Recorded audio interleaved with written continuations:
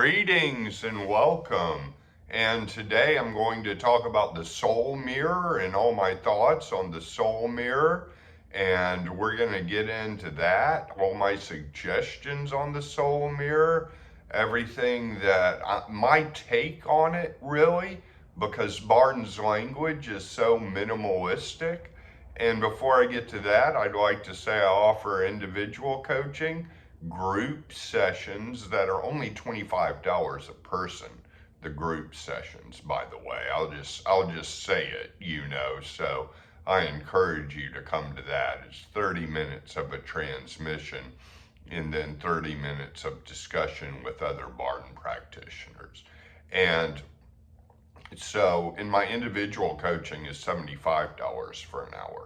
So I'll just say the prices. It's easier that way than getting an email and having to go through it. So so I've also got some online classes at PerseusArcaneAcademy.com. And so the soul mirror, let's get into this. And there's the black and white mirror. Number one, make sure your white mirror is basically has just as much as your black mirror. Because what I'm running into with people is that their black side is so much bigger than their white side. And positivity is always just as important as negativity. You could even say it's more important. If anything, you want more in your white mirror, even if you have to strain to get that. And so what you can do is, besides the traits, now Barton only gives so many traits in his examples for it. And he's not saying those traits because he's saying these are the only traits you have to use. He's just basically giving you an example so you can build from that. And building from that, you can go into emotions. You can go into shame, anxiety, depression, ADHD, anything that's in along those lines you can go into for your black mirror. I'd almost say that kind of stuff more important than the actual individual characteristics, and for the white stuff, you can list things. So you can list your talents. You can list what you're good at in your white mirror.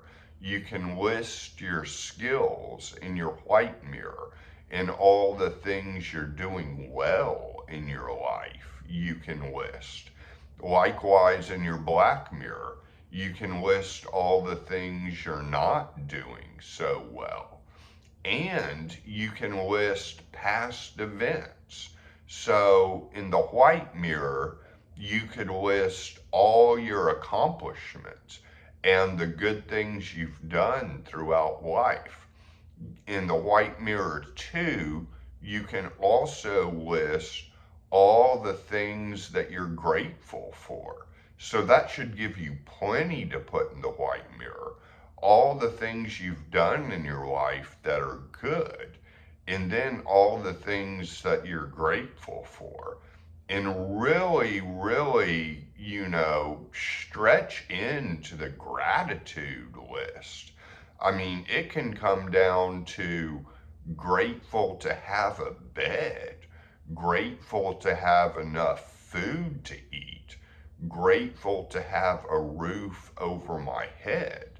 It can come down to that. Grateful to have AC, grateful to have heat, grateful to have friends, grateful to have a significant other, grateful to, anything under the sun. And you can extend that gratitude into the white mirror, and that would be good.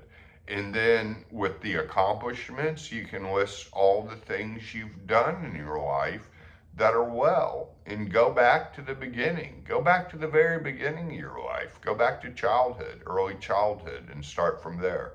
And then list all the things you've done well in that.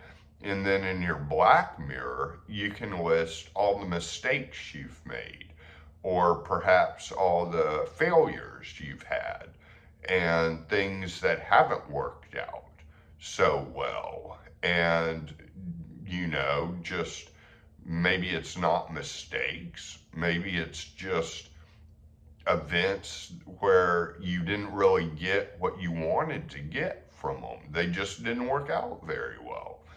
And everybody has that. So that's a whole lot to list in your mirrors right there.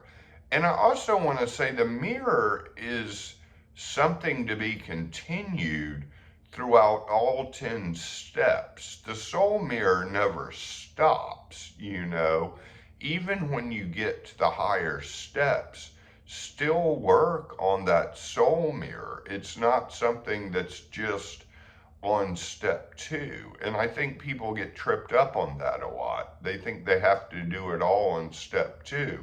No, this is a lifetime thing. If you do a lifetime task on step 2, you'll be at step 2 for an entire lifetime. So that is going to be the issue with doing that. So in step 2, basically do what you can.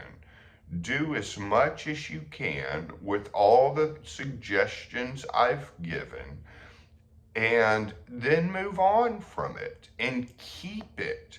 Keep it as you go through the remaining steps and you go through the remaining parts.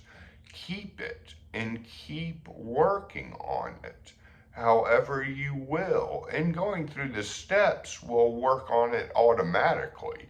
So just doing the work will help all the characteristics in the mirror automatically. So basically, you have that to look forward to. So yeah, don't make this an arduous task that all has to be done on step 2.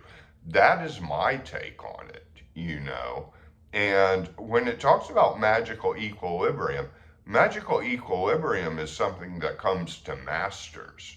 Masters have magical equilibrium.